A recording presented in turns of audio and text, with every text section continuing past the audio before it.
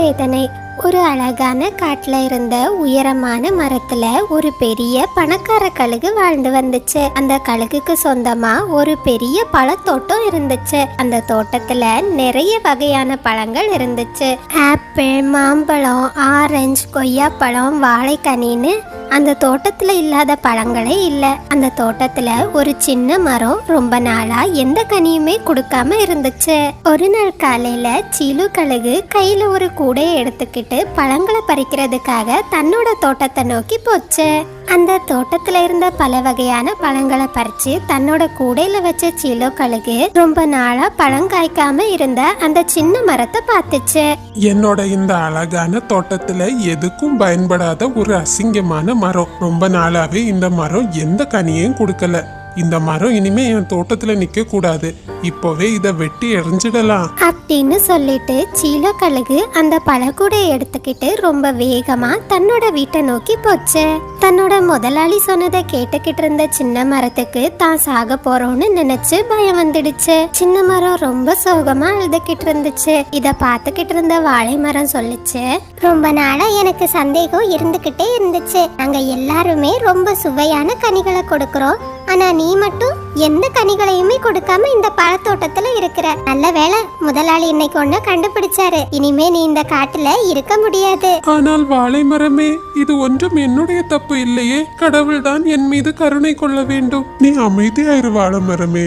சின்ன மரம் ஏற்கனவே ரொம்ப பயந்து போயிருக்கு. அதை மேலும் மேலும் கஷ்டப்படுத்தாத. சின்ன மரமே, நீ கவலைப்படாத. முதலாளி கிட்ட கொஞ்ச நாள் கால அவகாசம் கேளு. முதலாளி மனசு வச்சா உன்னை நிச்சயமா வெட்ட மாட்டாரு. சரி கொய்யா மரமே, நான் முதலாளி கிட்ட கேட்டு பாக்குறேன். எனக்கு சாகுறதுல இஷ்டம் இல்ல. ரொம்ப நாள் உங்க கூட சந்தோஷமா வாழதான் எனக்கு விருப்பம். இந்த மாதிரி 3 மரங்களும் தங்களுக்குள்ள பேசிக்கிட்டு இருந்தாங்க. அந்த சமயத்துல சீலோ கழுகு பழக்குடைய தன்னோட வீட்டுல வச்சுக்கிட்டு கையில ஒரு கோடாரியை எடுத்துக்கிட்டு தன்னோட பழத்தோட்டத்தை நோக்கி போச்சு. கையில கோடாரியோட தன்னோட முதலாளிய பார்த்ததுமே சின்ன மரம் ரொம்ப பயந்துடுச்சு. அது தன்னோட முதலாளி கிட்ட சொல்லுச்சு, முதலாளி, தயவு செஞ்சு என்ன வெட்டிடாதீங்க. எனக்கு கொஞ்ச நாள் அவகாசம் கொடுங்க. நான் நிச்சயமா நல்ல சுவையான கனிகளை கொடுப்பேன். தயவு செஞ்சு என்னை இந்த தோட்டத்துல இருந்து வெளியே அனுப்பிடாதீங்க. அதெல்லாம் முடியாது. என்னோட அழகான தோட்டத்துக்கே அசிங்கமான சின்னமா நீ இருக்க. உன்னை நட்டு 2 வருஷம் ஆச்சு. நீ இன்னும் எந்த கனிகளையும் கொடுக்கல. இனிமே இந்த தோட்டத்துக்கு நீ தேவையில்லை அப்படின்னு சொன்ன சீலோ கழுகு இரக்கமே இல்லாம அந்த சின்ன மரத்தை வெட்ட ஆரம்பிச்சுது. சின்ன மரம் எவ்வளோ கெஞ்சியும் சீலோ கழுகு அதை தன்னோட காதுல வாங்கிக்கவே இல்லை. கொஞ்ச நேரத்திலேயே சீலோ கழுகு அந்த சின்ன மரத்தை வேரோட பிடுங்கி அதை தன்னோட காட்டுக்கு எல்லைப்புறமா இருக்கிற ஒரு ஆற்றுக்கு குறுக்க போட்டுட்டு தன்னோட வீட்டுக்கு பறந்து போச்சு. இனிமே தன்னோட கதை முடிஞ்சதுன்னு நினைச்சு சின்ன மரம் ரொம்ப வருத்தத்தோட அழுதுகிட்டு இருந்துச்சு. அந்த சமயத்துல சின்ன மரத்தோட அழுகுரலை கேட்ட நதி சின்ன மரத்தை ரொம்ப பரிதாபமா பார்த்துக்கிட்டு இருந்துச்சு. மரமே, உனக்கு என்ன ஆச்சு? ஏன் உன்னோட முதலாளி உன்னை வேரோட பிடுங்கி எரிஞ்சிட்டு போறாரு? நதியே, நான் ரொம்ப நாள் ஆயும் எந்த கனிகளையும் கொடுக்கல. அதனால தான் நான் எதுக்கும் பிரயோஜனம் இல்லாதவன்னு முதலாளி என்ன வேரோட எரிஞ்சிட்டாரு. இனிமே என் கதை முடிஞ்சது. நீ கவலைப்படாத மரமே, என்னால உனக்கு உதவ முடியும். பக்கத்து காட்டுல நல்ல உள்ளம் கொண்ட பறவைகள் நிறைய இருக்காங்க. அவங்கள யாராவது உனக்கு உதவி செய்வாங்க. அப்படி சொன்ன நதியும் அந்த சின்ன மரத்தை தான் மீது சுமந்துக்கிட்டு பக்கத்து காட்டை நோக்கி போச்சு. பக்கத்து காட்டுல இருந்த நதிக்கரையோரமா அந்த சின்ன மரத்தை போட்டுக்கிட்டு நதி அங்கிருந்து கிளம்பிடுச்சு. சின்ன மரமும் தன்னை காப்பாற்ற யாராவது வரமாட்டாங்களான்னு ரொம்ப ஆவலோட எதிர்பார்த்து காத்துக்கிட்டு இருந்துச்சு. அந்த காட்டுல மீனுங்கிற ஒரு இரக்க குணமுள்ள ஏழை குருவி வாழ்ந்து வந்துச்சு. மீனு குருவிக்கு சொந்தமா ஒரு ஆரஞ்சு மரமும் ஒரு வாழை மரமும் இருந்துச்சு. அந்த மரங்கள்ல இருந்து கிடைக்கிற பழத்தை மார்க்கெட்ல வித்து மீனுக்குருவி தன்னோட வாழ்க்கையை நடத்தி வந்துச்சு. அடடா, தண்ணி தீர்ந்து போச்சு. நதிக்கரைக்கு போய் இப்பவே கொஞ்சம் தண்ணி பிடிச்சுக்கிட்டு வரலாம் அப்படின்னு சொன்ன மீனுக்குருவி பானையை எடுத்துக்கிட்டு தண்ணி பிடிக்கிறதுக்காக நதிக்கரையை நோக்கி போச்சு. நதிக்கரைக்கு வந்த மீனுக்குருவி வேரோட ஒரு மரம் சாய்ந்த நிலையில அழுதுகிட்டு இருப்பதை பார்த்துச்சு. அச்சோ சின்ன மரமே, உனக்கு என்ன ஆச்சு? உன்னை யார் இப்படி வேரோட பிடுங்கி போட்டா? என்னோட முதலாளி தான் என்ன வேரோட பிடுங்கி எரிஞ்சிட்டாரு. நான் ரொம்ப வருஷம் ஆகியும் எந்த கனிகளையும் கொடுக்கலன்னு. குருவி, தயவு செஞ்சு எனக்கு மறு வாழ்க்கை கொடு. என்ன நிலத்துல நெட்டு வை. நான் ரொம்ப சீக்கிரமா நல்ல கனிகளை கொடுக்க முயற்சி செய்கிறேன். ஐயோ பாவம், உன்னோட முதலாளி எவ்வளவு கல்லஞ்சக்காரரா இருக்காரு. நீ கவலைப்படாத மரமே, நானும் ஒரு விவசாயி தான். என்னோட தோட்டத்துல நட்டு உன்னை ரொம்ப பத்திரமா பாத்துக்கிறேன். அப்படி சொன்ன மீனுக்குருவி அந்த சின்ன மரத்தை தனக்கு சொந்தமான 2 மரங்களோட நடுவுல நட்டு வச்சது. அப்படியே அந்த நாள் முடிஞ்சு போச்சு. மறுநாள் காலையில சின்ன மரத்து மேல இருந்த இலைகள் எல்லாமே உதிர்ந்து போச்சு. இத பார்த்த சின்ன மரம் ரொம்ப அதிர்ச்சி ஆகிடுச்சு. அந்த சமயத்துல அங்க வந்த மீனுக்குருவி கிட்ட சின்ன மரம் சொல்லுச்சு, மீனு, இனிமே நீ எனக்கு கஷ்டப்பட்டு தண்ணீர் ஊற்ற வேண்டாம். நான் சாகுற நாள் நெருங்கிட்டு. என்ன பாரு, என் மேல ஒரு இலைகள் கூட இல்ல. கூடிய சீக்கிரம் நான் இறந்து போயிடுவேன் மீனு. சின்ன மரமே, ஏன் இப்படி சொல்ற? நீ நம்பிக்கை இழக்காத. நிச்சயம் ஒரு நாள் நீ கனி கொடுப்ப. உன்னோட இலைகள் உதிருதுன்னா நீ சீக்கிரம் துளிர் விட போறேன்னு அர்த்தம். இதுக்கு நான் ஒரு நல்ல மருந்து செய்யறேன். அப்படி சொன்ன மீனுக்குருவி வேப்ப மரத்துல இருந்து இலைகளை பறிச்சு அதை அரைச்சு சின்ன மரத்துக்கு ஊற்றுற தண்ணிக்கு கூட கலந்து ஊட்டுச்சு. நாளுக்கு நாள் சின்ன மரத்துக்கு நல்ல முன்னேற்றம் இருந்துச்சு. 2 மாதங்கள் கழிச்சு சின்ன மரம் ரொம்ப பெரிய மரமா வளர்ந்துடுச்சு. கொஞ்ச நாள்லயே அந்த மரம் தன்னோட கனியா விலை உயர்ந்த வைர கற்களை கொடுத்துச்சு. இத பார்த்த மரம் ரொம்ப சந்தோஷப்பட்டுச்சு. மீனு, நான் எதுக்கும் பயனில்லாதவன்னு நினைச்சேன். இப்பதான் என்னோட மதிப்பு எனக்கே புரியுது. இது எல்லாமே உன்னாலதான் சாத்தியமாச்சு. உனக்கு ரொம்ப நன்றி மீனு. இந்த வைர கற்கள் எல்லாம் உனக்கு தான் சொந்தம். எடுத்துக்கோ. ரொம்ப நன்றி மரமே. இவ்வளோ நாளா ஏழையா இருந்த எனக்கு உங்களால தான் வாழ்க்கையில ஒரு முன்னேற்றம் கிடைச்சிருக்கு. இதுல இருந்து கிடைக்கிற காசை வச்சு நிறைய மரக்கன்றுகளை நான் நட்டு வளர்க்க போறேன். அப்படி சொன்ன மீனுக்குருவி அந்த வைர கற்களை வச்சு காட்டுல நிறைய மரக்கன்றுகளை நட்டு வளர்த்துச்சு. அதுல இருந்து கிடைக்கிற காசுல தனக்குன்னு ஒரு பெரிய வீட்டையும் கட்டுச்சு. அந்த வீட்ல மீனுக்குருவி ரொம்ப சந்தோஷமா வாழ்ந்து வந்துச்சு. பசங்களா, இந்த கதையிலேருந்து நாம என்ன கத்துக்கிட்டோம்னா, பயனை எதிர்பார்க்காம நாம மற்றவங்களுக்கு செய்யற சின்ன சின்ன உதவி பிற்காலத்துல மிகப்பெரிய பயனா நமக்கே திரும்பி கிடைக்கும். அதனால நம்மளால முடிஞ்ச உதவிகளை மற்றவங்களுக்கு செய்துகிட்டே இருக்கணும். திமிர் பிடித்த வாழை மரம். ரொம்ப காலத்துக்கு முன்னாடி ஒரு அழகான காட்டுல ரொம்ப அதிகமா தண்ணீர் பஞ்சம் வந்துச்சு. அந்த காட்டுல இருந்த பறவைகளும் விலங்குகளும் தண்ணீரை தேடி அங்கேயும் இங்கேயும் அலைஞ்சுக்கிட்டு இருந்தாங்க. காட்டுல தண்ணீர் இல்லாததுனால மீனுங்கிற ஒரு சின்ன குருவி தண்ணீரை தேடி கிராமத்து பக்கமா வந்துச்சு. அந்த சமயத்துல அது ஒரு கிணத்தை பார்த்துச்சு. அதுக்குள்ள எட்டி பார்க்கும்போது அதுல தண்ணீர் எதுவுமே இல்ல. அட கடவுளே, காட்டுல தான் தண்ணி இல்லைன்னு பார்த்தா கிணற்றுலயும் தண்ணி இல்ல. பறந்து பறந்து என் ரெக்கைகள் தான் வலிக்குது. எங்கதான் தண்ணீர் கிடைக்கும்? கடைசி முயற்சியா இன்னும் கொஞ்ச தூரம் போய் பார்க்கலாம். ஒரு துளி தண்ணி கிடைச்சா கூட என் தாகம் தீந்துடும். அப்படி சொல்லிக்கிட்டே மீனுக்குருவி தண்ணீரை தேடி அலைஞ்சுக்கிட்டு இருந்துச்சு. அதுக்கு ரொம்ப களைப்பா இருக்குன்னு ஒரு பெரிய மரத்துல உட்கார்ந்துச்சு. அந்த சமயத்துல மீனுக்குருவியோட கண்ணுக்கு பழுத்த வாழை மரம் ஒண்ணு தென்பட்டுச்சு. ஆஹா, தூரத்துல ஒரு வாழை மரம் இருக்கு. அதுல இருந்து ஒரு வாழைப்பழம் சாப்பிட்டா கூட இவ்வளோ தூரம் வந்ததுக்கு என் பசியாச்சும் தீந்துடும். சீக்கிரம் அங்க போலாம். ரொம்ப பசியோடையும் தாகத்தோடையும் இருந்த குருவி வாழைப்பழங்களை சாப்பிடலாங்கிற ஆசையோட ரொம்ப வேகமா அந்த வாழை மரத்தோட பக்கத்துல போச்சு.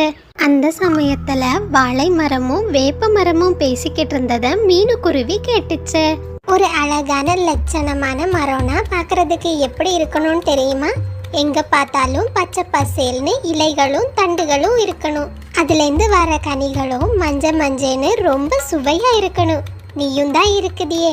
உன்னோட தண்டுகளை பாரு, பாக்குறதுக்கே எவ்வளோ அசிங்கமா அருவருப்பா இருக்கு. அதுவும் இல்லாம இவ்வளோ சின்ன கனிகளா? என்னுடைய கனிகள் வேண்டுமென்றால் சிறியதாக இருக்கலாம், ஆனால் என் கனிகளுக்கு மருத்துவ பலன்களோ ரொம்ப அதிகம். அதை மறந்து விடாதே. நேற்று பெய்த மழையில் முளைத்த வாழை மரம் நீ. ஆண்டாண்டு காலமாக இங்கேயே நிலை கொண்டிருக்கும் என்னை பற்றி இப்படி கேவலமாக பேசாதே. எத்தனை ஆண்டுகள் இருந்தால் என்ன, உன்னால் ஒரு பயனும் இல்லை. என் வாழைப்பழங்களை தான் இந்த வீட்டில் இருக்கும் மனிதர்கள் விரும்பி சாப்பிடுகிறார்கள். ஆனால் உன்னுடைய பழங்களை ஒரு நாள் கூட சாப்பிட்டு நான் பார்த்ததே இல்லை. ஆனால் அவர்களுக்கு அம்மை நோய் வந்தபோது என்னை தான் பயன்படுத்தினார்கள், உன்னை அல்ல. அதை நினைவில் வைத்துக்கொள். போதும், நிறுத்து. விருந்தினர்கள் வந்தால் கூட என்னுடைய இலைகளை தான் வைத்து விருந்து பரிமாறுவார்கள். அப்படி என்றால் உன்னை விட நான் எவ்வளவு உயர்ந்தவளென நினைவில் வைத்துக்கொள். என்னிடம் வாதம் செய்யாதே. இந்த மாதிரி பேசின வாழை மரமோ தன்னுடைய பெருமைகளை நினைச்சு ரொம்பவே கர்வம் கொண்டிருந்துச்சு. அது வேப்ப மரத்தை கொஞ்சம் கூட மதிக்கல. ரெண்டு மரங்களும் மாறி மாறி இப்படி பேசிக்கிட்டு இருந்தத மீனுக்குருவி கேட்டுக்கிட்டு இருந்துச்சு. வாழை மரமே, உங்ககிட்ட எவ்வளோ நல்ல விஷயம் இருந்தாலும் வயசுல பெரிய வேப்ப மரத்துக்கிட்ட நீங்க இப்படி திமிரா பேசுறது ரொம்ப தப்பு. வேப்ப மரத்துக்கிட்ட நிறைய மருத்துவ குணங்கள் இருக்கு. உங்க வாழைப்பழங்கள் அதே நேரத்துல ரொம்ப சுவையாகவும் இருக்கும். அதனால ரெண்டு பேருமே உயர்ந்தவங்க தான். அது மட்டும் இல்ல, வயசுல மூத்தவங்க கிட்ட ரொம்ப மரியாதையா நடக்கிறது தான் உண்மையிலேயே அழகு. வெளித்தோற்றம் அழகு இல்ல, அத புரிஞ்சுக்கோங்க. ஆமாம், யார் நீ? வாயை மூடு. நாங்க ரெண்டு பேரும் பேசிக்கிட்டு இருக்கும் போது நீ யாரு இடையில பேசுறது? அதுவே நாகரிகம் கிடையாது. இது கூட உனக்கு தெரியல, எனக்கு அறிவுரை கூற வந்துட்ட. அழகிய சிறிய பறவையே, நீ எது சொன்னாலும் அந்த திமிர் பிடித்த வாழை மரத்திற்கு ஏறாது. அது எப்போதுமே தான் சொல்வதும் தான் செய்வதும் தான் சரி என நினைத்து கொண்டிருக்கும். வாயை மூடு வயதான மரமே. மற்ற பறவைகளிடம் என்னை பற்றி பேச உனக்கு என்ன உரிமை இருக்கிறது? எங்க காட்டுல தண்ணீர் பஞ்சம் வந்துடுச்சு. ரொம்ப தண்ணி தாகமா இருக்கு. அடிக்கிற வெயிலுக்கு உங்க வாழைப்பழங்களை சாப்பிட்டா கொஞ்சம் நிம்மதியா இருக்கும். அதுக்காக தான் உங்க பழங்களை சாப்பிட வந்தேன். ஓஹோ, ஏன் பழங்களை சாப்பிட வந்துட்டு எனக்கே அறிவுரை கூறுறியா? இந்த வேப்ப மரம் எவ்வளோ பெருசா இருக்கு பாரு. அதோட கனிகள் எதுக்கும் பிரயோஜனம் கிடையாது. ஆனா என்ன பாரு, நீ அந்த காட்டுல இருந்து இந்த கிராமத்துக்கு ஏன் பழங்களை சாப்பிட வந்திருக்க? ஆனா உனக்கு இப்போது நான் பழங்களை தர முடியாது. என்னுடைய பழங்கள் நான் யாருக்கு பிடிச்சிருக்கோ அவங்களுக்கு மட்டும்தான் கொடுப்பேன் அப்படின்னு அந்த திமிர் பிடிச்ச வாழை மரம் சொன்னதுமே மீனுக்குருவி ரொம்ப ஏமாற்றத்தோட ரொம்ப சோகமா அங்கிருந்து பறந்து போச்சு. மறுநாள் காலையில வெயிலோட தாக்கம் இன்னும் அதிகமா இருந்துச்சு. காட்டுல இருந்து ராணிங்கிற ஒரு பறவை வழக்கம் போல தண்ணீர் தேடி கிராமத்து பக்கமா வந்துச்சு. அந்த சமயத்துல அதுக்கும் அந்த வாழை மரம் தென்பட்டுச்சு. அடடா, அங்க ஒரு வாழை மரம் இருக்கு. அதோட பழங்கள் ரொம்ப இனிப்பா இருக்கும் போல. இந்த வெயிலுக்கு வாழைப்பழங்கள் ரொம்ப சுவையா இருக்கும். சீக்கிரம் அங்க போலாம் அப்படி சொல்லிட்டு எல்லா பறவைகளை போலவும் ராணிக்காகவும் ரொம்ப வேகமா அந்த வாழை மரத்தோட பக்கத்துல போச்சு. அந்த சமயத்துல வாழை மரம் நல்லா அயர்ந்து தூங்கிக்கிட்டு இருந்துச்சு. ஆஹா, இந்த வாழைப்பழங்களை பார்த்தாலே நாக்குல எச்சி ஊறுது. இத சுவைச்சா எவ்வளவு நல்லா இருக்கும் அப்படி சொல்லிக்கிட்டே ராணிக்காக ரொம்ப வேகமா அந்த வாழை மரத்துல இருந்து ஒரு வாழைப்பழங்களை பறிக்க போச்சு. அந்த நேரத்துல வாழை மரமும் தூக்கத்துல இருந்து முழிச்சிடுச்சு. சிச்சி சிச்சி, எவ்வளவு கருப்பான பறவை! நீ ஏன் என் பழங்களை தொட்ட? நீ என் பழங்களை தொட்டினா ஓ நேரம் என் பழங்களுக்கு ஒட்டிடும். இங்கிருந்து போயிடு. உன்னை பாக்குறதுக்கே அருவருப்பா இருக்கு. நிறத்தை வச்சு யாரையும் எடை போடாத வாழை மரமே. அந்த பறவைக்கு எவ்வளோ கஷ்டமா இருக்கும். இப்படி பேசாத. நீ வாய மூடு. உன்கிட்ட நான் எதுவும் பேச வரல. பேசாம உன் வேலையை மட்டும் பாரு. வாழை மரமே, இது வரைக்கும் நான் எத்தனையோ மரத்துல எவ்வளோ சுவையான பழங்களை சாப்பிட்ருக்கேன். ஆனா எந்த மரமும் என்கிட்ட இப்படி பேசினதில்ல. அது மட்டும் இல்ல, நீ நினைக்கிற மாதிரி உன் பழங்களை நான் சாப்பிட்டா உன் நிறம் ஒன்றும் மாறி போயிடாது. நீ எத்தனையோ மரத்துல எவ்வளோ சுவையான கனிகளை சாப்பிட்டாலும் ஏன் கனிகளை நீ சாப்பிட முடியாது. ஓடிடு இங்கிருந்து. இந்த மாதிரி அந்த திமிர் பிடித்த வாழை மரம் பேசினதை கேட்டு ராணிக்காக ரொம்ப சோகமா அங்கிருந்து பறந்து போச்சு. இந்த மாதிரி வாழை மரம் தாங்கிட்ட பழங்களை சாப்பிட வர எல்லா பறவைகள் கிட்டையும் ரொம்பவே திமிர் பிடிச்சதா நடந்துக்கும். இப்படியே கொஞ்ச நாட்கள் கழிஞ்சு போச்சு. ஆனா வாழை மரத்தோட திமிர்த்தனமோ என்னைக்குமே மாறல. நாளுக்கு நாள் வெயிலோட தாக்கம் ரொம்பவே அதிகமா இருந்துச்சு. இதனால வாழை மரத்தோட தண்டு பகுதியில புண்கள் வர ஆரம்பிச்சது. ஒரு நாள் அந்த வழியா வந்த மீனுக்குருவி கிட்ட வேப்ப மரம் ஒரு விஷயத்த சொல்லுச்சு. மீனுக்குருவி, வெயிலோட தாக்கம் ரொம்ப அதிகமா இருக்கிறதுனால வாழை மரத்துக்கு புண்ணு வந்திருக்கு. நீ என்னோட இலைகளை பறிச்சு அதை அரைச்சு வாழை மரத்துக்கு போட்டு விடு. நான் சொன்னா வாழை மரம் கேட்காது. எனக்காக இத மட்டும் செய்றியா? கண்டிப்பா செய்றேன் வேப்ப மரமே. உங்க நல்ல மனசு வேற யாருக்கும் வராது. உங்களை கஷ்டப்படுத்தின வாழை மரத்துக்கு நீங்க உதவி செய்யணும்னு நினைக்கிறீங்க அப்படி சொன்ன மீனுக்குருவியோ வேப்ப மரத்துல இருந்து இலைகளை பறிச்சு போட்டுச்சு. அந்த இலைகளை அரைச்சு வாழை மரத்தோட புண்களுக்கு மருந்தும் போட்டுச்சு. தூக்கத்துல இருந்து முழிச்ச வாழை மரமோ தான் மேல வேப்ப இலைகளை அரைச்சு பூசினதை பார்த்து ரொம்ப கோவப்பட்டுச்சு. சீச்சி சீச்சி, என்ன என் மேல பூசி வச்சிருக்க? உனக்கு அன்னைக்கு பழம் கொடுக்காததுனால அந்த கசப்பான வேப்ப இலைகளை வச்சு என் பழங்களை கசப்பாக்குறதுக்கு தானே இப்படி பண்ணுன. இல்ல வாழை மரமே, நீ நினைக்கிறது தப்பு. உன்னோட புண்ணுக்கு நான் மருந்து தான் போட்டேன். வேப்ப இலைகளை அரைச்சு மருந்து போட்டா உன்னோட புண்ணு சீக்கிரம் சரியாகிடும். ஆமா வாழை மரமே, மீனுக்குருவி சொல்றது உண்மைதான். நான் தான் உன்னோட புண்ணுக்கு மருந்து போட சொன்னேன். உன்னோட புண்கள் இனிமே சீக்கிரம் சரியாகிடும். மீனுக்குருவிய திட்டாத. ஓ, நீங்க 2 பேரும் சேர்ந்து தான் இந்த வேலையை பண்ணீங்களா? என்னோட பழம் மட்டும் கசப்பா மாறட்டும், உங்க 2 பேரையும் நான் உண்டு இல்லைன்னு பண்ணிடுறேன் அப்படின்னு கோவமா பேசிச்சு வாழை மரம். எந்த தப்பும் செய்யாத மீனுக்குருவியோ வாழை மரத்துக்கிட்டேருந்து திட்டு வாங்கிட்டு அங்கிருந்து பறந்து போயிடுச்சு. வாழை மரமே, உன்னால் உணர முடிகிறதா? வெயில் காலம் முடிந்து மழைக்காலம் வரப்போகிறது. அது மட்டுமல்ல, வானிலையை பார்த்தால் நன்கு புயலுடன் மழை வருமென தோன்றுகிறது. நீ உன் வேர்களை இறுக்கமாக பற்றிக்கொள். அப்போதுதான் இந்த புயலில் இருந்து உன்னை பாதுகாத்துக் கொள்ள முடியும். எனக்கு ஒன்றும் நீ அறிவுரை கூற வேண்டாம். நான் எத்தனை வெயிலையும் புயலையும் பார்த்தவள். இந்த மழையை சமாளிக்க எனக்கு தெரியாதா? நீ வாயை மூடிக்கொண்டு சும்மா இரு. நான் அதற்காக சொல்லவில்லை வாழை மரமே. உன்னுடைய கனிகள் வேறு அதிக கனமாக இருக்கிறது. அதிக புயல் காற்று வந்தால் உன்னால் எதிர்கொள்ள முடியாது. இனிமேலாவது ஏதாவது பறவைகளை உன்னுடைய கனிகளை சாப்பிட அனுமதி. கனிகளின் எடை குறைவாக இருந்தால்தான் உன்னால் புயல் காற்றை சமாளிக்க முடியும். ஓஹோ, இதுதான் விஷயமா?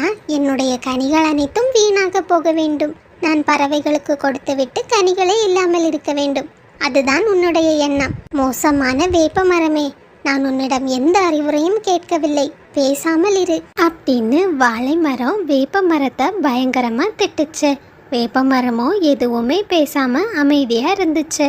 அன்னைக்கு சாயந்தர வேளையில காட்டுல அதிகமா கருமேகங்கள் சூழ ஆரம்பிச்சுது. ரொம்ப பலமா காற்றும் அடிக்க ஆரம்பிச்சுது. அட, என்ன இது? இப்படி பலமா காற்று வீசுது. மண்ணின் ஈரப்பதம் வேற அதிகமா இருக்கு. என்னால வேர்களை இறுக்கமா பிடிக்க முடியல. என்னோட கனிகள் வேற ரொம்ப கனமா இருக்கு. வேப்ப மரமே, ப்ளீஸ் எனக்கு உதவி பண்ணு. என்னால் என்ன பண்ண முடியும் வாழை மரமே? நான் உன்கிட்ட அப்பவே சொன்னேன், உன்னோட கனிகளை கொஞ்சம் பறவைகளுக்கு கொடுன்னு. நீ தான் கேட்கல. நீ தான் இப்போ உன்னால முடிஞ்ச அளவு வேர்களை இறுக்கமா பற்றி இந்த காற்றை சமாளிக்கணும் அப்படின்னு 2 மரங்களும் பேசிக்கிச்சிங்க. நேராக காற்றோட வேகம் இன்னும் அதிகமாச்சு. வாழை மரத்தால காற்றோட வேகத்தை ஈடு செய்ய முடியல. அது காற்றுல அங்கேயும் இங்கேயும் ஆடிச்சு. கொஞ்ச நேரத்திலேயே வாழை மரம் 2 துண்டா உடைஞ்சு போச்சு. ஐயோ ஐயோ, யாராவது என்ன காப்பாத்துங்க, யாராவது என்ன காப்பாத்துங்க அப்படி அழுதுகிட்டே கொஞ்ச நேரத்திலேயே வாழை மரம் அந்த இடத்திலேயே பரிதாபமா இறந்து போச்சு. இத பார்த்த வேப்ப மரம் சொல்லுச்சு, தான் என்கிற அகங்காரமும்